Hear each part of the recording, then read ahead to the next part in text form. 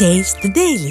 ராஜேஸ்வரி பிரியா, இப்போ என்னன்னா ஒரு தேர்தல்னு வரும்பொழுது அந்த தேர்தலை ஓட்டு கன்சாலிடேட் பண்ணணும்னா நம்ம கூட்டணியில் இருந்திருக்கலாம். அதற்கு பிறகு நம்ம கூட்டணியில் நீடிக்கணுமா வேணாமா அப்படிங்கிறத அதற்கு பிறகு முடிவு பண்ணிக்கலாங்கிறத கடந்த கால வரலாறுகளில் பார்த்துருக்கோம். ஏன் கடந்த 5 ஆண்டுகளுக்கு முன்னாடியே நம்ம அதை பார்த்துருக்குறோம். ஒரு கட்சியும் கூட்டணியில் இருந்தாங்க, அதற்கு பிறகு உள்ளாட்சி தேர்தலில் தனித்து போட்டியிட்டாங்க, அதற்கு பிறகு கூட்டணி, அப்புறம் கூட்டணி முறியுது, கூட்டணி இந்த மாதிரியெல்லாம் இருக்கக்கூடிய சூழல்ல திமுக ஏன் அதிமுக கூட்டணியை பார்த்து பதறாங்க? சகோதரி மஞ்சுளா அவர்கள் முழுமையா திமுக அப்படியே பிரதிபலிச்ச மாதிரி தோல்வி பயத்தை அப்படியே காட்டினாங்க. அதான் நான் பார்த்து ரசிச்சுட்டு இருந்தேன். ஏன்னா இவர்கள் சொல்றதுல என்ன பாயிண்ட் இருக்கு, அப்ப பாஜக வேற இப்ப பாஜக வேறன்னு பேசுறதே வேடிக்கையா இல்லையா? அரசியல்ல என்ன ஒரு கட்சிக்கு அந்த கட்சிக்குன்னு ஒரு சித்தாந்தம் கொள்கையோட இருக்குன்னா அது அப்ப வேற இப்ப வேறன்னு பேசுறதே ஒரு அரசியல் முதிர்ச்சியாக நான் பார்க்கல. அதாவது வாஜ்பாய் அவர்கள் அந்த அயோத்தி ராம ஜென்ம பூமியில அவர் என்ன அவங்க பேசி முடிக்கிட்டோம், நீங்க குறிச்சுக்கோங்க, உங்களுக்கு நான் நேரம் தரேன், சொல்லுங்க மேடம். அதாவது மக்களை காப்போம் தமிழகத்தை மீட்போம்ன்ற தலைப்புல இன்னைக்கு மிகப்பெரிய ஒரு பிரச்சாரத்தை தமிழகம் முழுவதும் மேற்கொண்டு வருகிறார் எதிர்கட்சி தலைவர்.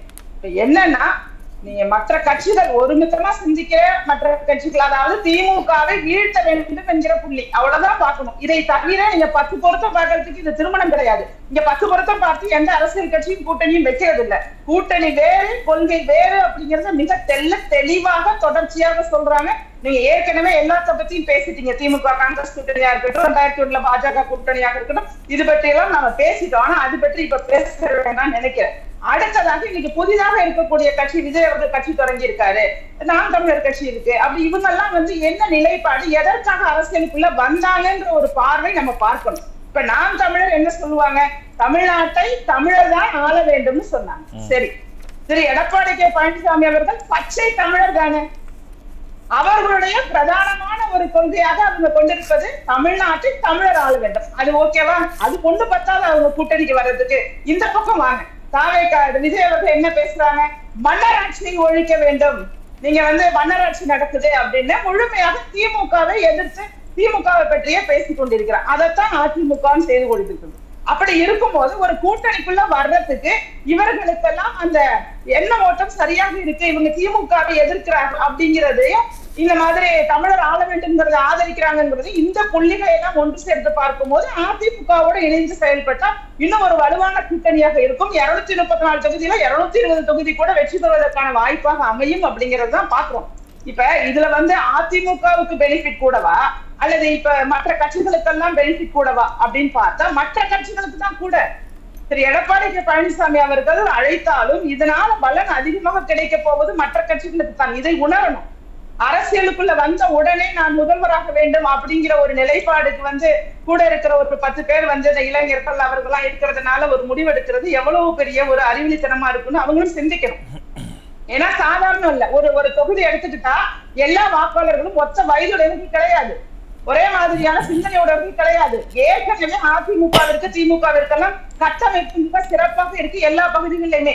அப்படியெல்லாம் இருக்கும் போது நீங்க புதிதாக கட்சி தொடங்கி இருக்கும் போது எப்படி அந்த பாதையை அமைக்க வேண்டுமோ அதன்படிதான் அந்த பாதையை அமைக்கணும். நீங்க யாருக்குமே உபயோகம் இல்லாமல் போயிடும். இப்ப விஜய் அவர்கள் கூட்டணி இல்லாம நான் தனிச்சிருக்கணும், என்ன நம்பி கூட்டணி வரணும் அப்படின்னு சொன்னா இவர் ஒரு பரிசோதிக்கப்படாத அரசியல் கட்சி. அவர் இப்பதான் அரசியல் கட்சியாக வந்திருக்கிறாரு. அப்படிங்கும் போது எந்த தேர்தலையும் சந்திக்கல, அவர்களுடைய வாக்கு வங்கியை அவங்க நிரூபித்து காட்டல.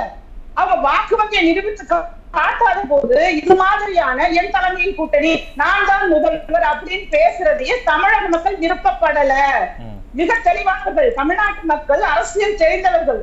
இன்னைக்கு கிராமத்துல இருக்க ராஜேஸ்வரி பிரியா மேடம், ஒரு சின்ன கிளாரிபிகேஷன் மட்டும் கொடுத்துட்டு அடுத்தது நீங்க உங்களுடைய கருத்தை தொடருங்க. இப்ப திமுக கூட்டணியில அவங்களே ஒத்துக்கிட்டாங்க, இவ்வளவு கட்சிகள் இருந்தாலும் ஒரு கட்சிக்கும் தனித்தனி கொள்கை இருக்கு, ஆனா பாஜக எதிர்ப்புங்கிற புள்ளியில அவங்க எல்லாம் இணைஞ்சிருக்கிறாங்க, அதுதான் எங்களுடைய கொள்கைன்னு சொல்றாங்க இல்லையா? அதற்காக அவங்களுடைய கொள்கைகள்ல சில சமரசங்கள் ஒரு கட்சியும் செய்திருக்கிறாங்க. அதே போல அதிமுக அழைக்கக்கூடிய கட்சிகள் இல்ல அதிமுக கூட்டணியில் இனி வரக்கூடிய கட்சிகள் எல்லாருக்கும் அந்த காமன் மினிமம் ப்ரோக்ராம்ங்கிறது திமுக எதிர்ப்புங்கிற புள்ளி. அதை மையமா வச்சுட்டு மற்ற தங்களுடைய கொள்கைகளை எல்லாம் காம்ப்ரமைஸ் பண்ணிக்கிறதுக்கு மற்ற கட்சிகள் ரெடியா இருப்பாங்களா? ரெடியா இருக்கணும்னு தான் நாங்க சொல்ல விரும்புறோம். ரெடியா இருக்கணும்ங்கிற ஒரு நிலைக்கு உங்களுடைய முடிவுகளை எடுத்து சொல்றோம். ஏன்னா அது வந்து ஒரு உபயோகமானதாக இருக்கும். அப்படி இல்லைன்னா அது உங்களுக்கு சுத்தமாவே அது எந்த பிரயோஜனமுமே கிடையாது. நீங்களும் அரசியல் களத்துல இருந்தோம், ஒரு வாக்கு வங்கியை பிடிச்சோம்.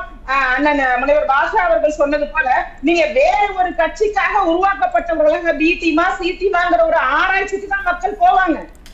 நீங்க இதே மாதிரி தனிச்சு நிக்கிறங்கும் போது யாருடைய வாக்கு வங்கியையும் பிரிப்பதற்காக, அது யாராக வேண்டுமானாலும் இருக்கலாம், அந்த வாக்கு வங்கியை பிரிப்பதற்காக உருவாக்கப்பட்டவர்கள் போலதான் நீங்க வந்து காட்சியளிப்பீங்களே தவிர எந்த இடத்துலயும் ஒரு தனி பெரும்பான்மையான கட்சியாகவோ தனி கட்சியாகவோ நீங்க ஆட்சியை பிடிக்கக்கூடிய கட்சியாகவோ பாக்குறது உடனடியாக நடக்காத ஒன்று. நடக்கும், எல்லாமே பாசிபிள் தான். It will take time. நம்ம அதற்கான கால அவகாசம் எடுக்கணுங்கிறத உணரணும். அந்த கால அவகாசத்தை எடுத்த உடனேயே இப்படி பேசும்போது அது என்ன மாதிரியான சந்தேகத்தை மக்கள் மத்தியில எழுப்புங்கிறதையும் நீங்க தெரிஞ்சுக்கணும் நான் சொல்ல வரேன்.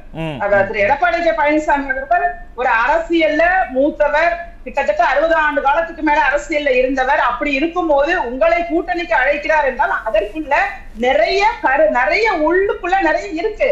நீங்க அதை உணரணும். அவங்க உங்களுக்கும் சேர்த்து நல்லதுதான் நினைக்கிறாங்க. நாட்டுக்கும் நல்லது, தமிழகத்துக்கும் நல்லது, மக்களுக்கும் நல்லது, உங்களுக்கும் நல்லது. அதைத்தான் சொல்லாமல் சொல்கிறார். இதுல எந்த மாற்று கருத்துமே கிடையாது. மக்களுக்காக நீங்க அரசியலுக்கு வந்திருந்தீங்கன்னா அதிமுக தலைமையை ஏற்றுக்கொள்வதில் எந்த பிரச்சனையும் உங்களுக்கு கிடையாது. அல்லது வேறு காரணங்களுக்காகவோ அல்லது சுயநலத்திற்காகவோ உங்களை நீங்கள் தலைவராக முதல்வராக ஆக்கிக் கொள்ள வேண்டும் உடனடியாக என்ற ஒரு சுயநல எண்ணம் இருந்தால்தான் நீங்க தனித்திருப்பீங்க. புரியுது. ஆனா இந்த நீங்க சொல்லக்கூடிய இந்த விஷயங்கள்லாம் இருக்கு இல்லையா, இந்த விஷயங்களை ஏன் நடக்க கூடாதுன்னு திமுக தொடர்ந்து ஒரு விதமான நெரேட்டிவ் செட் பண்ணிக்கிட்டே இருக்காங்களே. அதிமுக பாருங்க அவங்களை கூப்பிடுறாங்க, அதிமுக பாருங்க இவங்களை கூப்பிடுறாங்க, அதிமுக அவங்களோட போயிட்டாங்க, அதிமுக இவங்களோட போயிட்டாங்கன்னு ஏன் அந்த நெரேட்டிவை தொடர்ந்து பொதுவெளியில அவங்க வச்சுக்கிட்டே இருக்காங்க? என்ன ரீசன்? திமுகவிற்கு தோல்வி பயம், அவ்வளவுதான். இதுதான். இன்னும் 8 மாசம் இருக்கு இல்லையா, அதுக்குள்ளேயேவா உங்களுக்கு தோல்வி பயம் வந்துருச்சு? ஏன் தோல்வி பயம்னு சொல்றீங்க? இன்றைக்கு வந்து பிரச்சாரங்கள் போற இடங்கள்லயே கூடுகின்ற கூட்டத்தை எல்லாம் பார்க்கும்போது கண்டிப்பாக எல்லோருக்குமே தெரிந்துவிட்டது அதிமுக தனி பெரும்பான்மையுடைய மிகப்பெரிய வெற்றியை தழுவுவதற்கான வாய்ப்பு இருக்கிறது. சரி மேடம், இன்றைக்கு கூட்டம் கூடுறாங்க, நான் இல்லைன்னா அதை மறுக்கல, ஏன்னா நம்ம அதை வெளியில பார்க்கிறோம் தான். ஆனா 2024ல 40 நாங்க ஜெயிச்சிட்டோம், 40 நாங்க ஜெயிச்சிட்டோம் அப்படின்னு அவங்க சொல்றாங்க. அப்புறம் ஏன் உங்களுக்கு பயம் வேண்டி இருக்கு? இல்ல, அந்த இடத்துல நாடாளுமன்ற தேர்தல், இந்த கூட்டணி, இந்த மாதிரி பாஜக அதிமுக கூட்டணி இல்ல 2024 தேர்தல்ல. அப்படி இருக்கும் போதே வாக்கு வங்கி அப்படிங்கிறது அதிமுகவுக்கு பெரும்பான்மையாகத்தான் கிடைக்கப்பட்டது. சொல்ற நாடாளுமன்ற தேர்தலையே நீங்க வந்து பாஜகவோட இல்லாம நல்ல வாக்குதான் வாங்கியிருக்காங்க. இப்ப இந்த அரித்மெட்டிக் கால்குலேஷன் படி இப்ப பாஜகவும் இணைஞ்சிருக்கு, கூட்டணி ஆல்ரெடி அவங்க வந்து அமைச்சிட்டாங்க. அப்படிங்கும் போது அந்த கால்குலேஷன்லயே தெரியுது எத்தனை தொகுதிகள் இவங்க சுலபமாக வெற்றி பெற முடியும் அப்படிங்கிறது திமுகவிற்கு வெளிப்படையாகவே கணக்கு அடிப்படையிலேயே தெரிய தொடங்கினதுனால ஒரு மிகப்பெரிய தோல்வி பயம் வந்திருக்கு. இன்னும் கூடுதலாக பிற கட்சிகளும் கூட்டணியாக வருவதற்கான வாய்ப்புகள் அதிமுகவிற்கு அதிகம் இருக்குங்கிறதுனால அவர்களுடைய தோல்வி பயத்தினால உளர ஆரம்பிக்கிறாங்க. இதுக்கு பேர் வந்து ஏன் இவர்களோட கூட்டணி வச்சிருக்கீங்க, ஏன் அவர்களோட கூட்டணி வச்சிருக்கீங்க அப்படின்னு ஒரு கட்சியை பார்த்து நீங்க ஏன் இங்க கூட்டணி வச்சீங்கன்னு கேட்கும் போதே அவர்களுக்கு பயம் இருக்குன்னு தான் சொல்லுவாங்க. நமக்கு தெரியுது, அதுதான் உண்மை. பிரியா, ரொம்ப சுருக்கமா இருக்கிறது. சகோதரி மஞ்சுளா அவர்களுக்கு திமுக வந்து நாங்க ஆட்சியில இருக்கோம், மக்களுக்காக நாங்க இருக்கோம், மக்களுக்காக நாங்க நிறைய செஞ்சிருக்கோம்னு சொல்றதுக்கு ஒரு பாயிண்ட் கூட இல்லாம அவர்களுடைய பேச்சே எப்படி இருந்தது அப்படின்னு சொன்னா அதிமுகவை நோக்கி, அதிமுக கூட்டணியை நோக்கி அதை பற்றி தான். இல்ல இல்ல இல்ல, தனிப்பட்ட விமர்சனம் வேணாம், நீங்க கருத்தால எதிர்கொள்ளுங்க, சொல்லுங்க.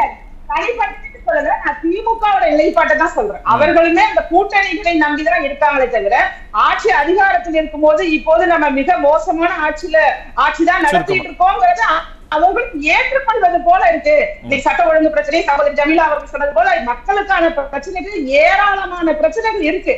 அந்த பிரச்சனைகளெல்லாம் நாங்க நிவர்த்தி பண்ணி நல்லாட்சி பண்றோங்கிறதெல்லாம் வலியுறுத்தாமல் இப்ப வந்துட்டு பாஜக எப்படி இருந்தாங்க தெரியுமா, அப்ப எப்படி இருந்தாங்க, இப்ப எப்படி இருந்தாங்க, நீங்க வந்து அதிமுக வந்து இப்ப இது மாதிரி பேசும்போது இதுவே அதிமுக வெற்றி பெற்று விட்டது.